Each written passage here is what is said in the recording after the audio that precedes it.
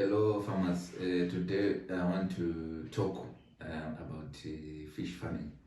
We have a lot of questions coming through where farmers are asking, is fish farming something that can be done and bring much needed revenue?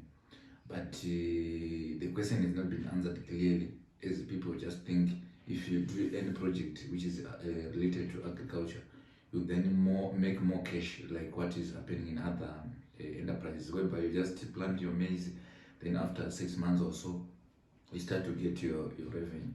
But in this particular business of fish farming, number one, you need to understand the issue of numbers. If you have to do fish farming, you only be successful if you do more numbers. For instance, you can do, let's say, 30 meters by 20 meter pond, which is 600 square meters. That fish pond accommodate plus or minus 6,000 fish.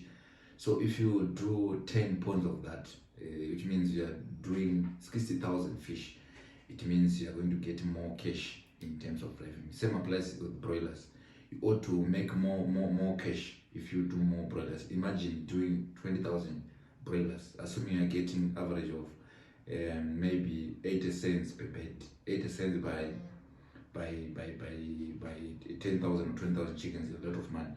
But in this case, we are saying each fish after maturity, which is normally after 6 months, you get plus or minus 350 grams from each fish. Then multiply by, let's say you have 20,000 fish, how much are you going to get in terms of grams? Then you multiply by average price of $3 or $3.50 per kg, which means we only make more money if you do more fish. But if you just do one pond which is 10 meter by 10, accommodating 1,000 fish, you're not going to get the return that you deserve.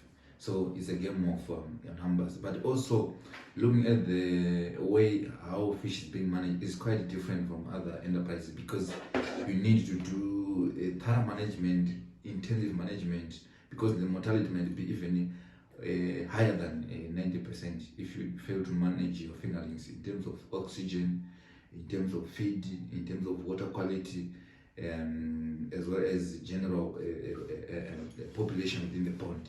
So these are the things that need to be managed very well in your fish farming.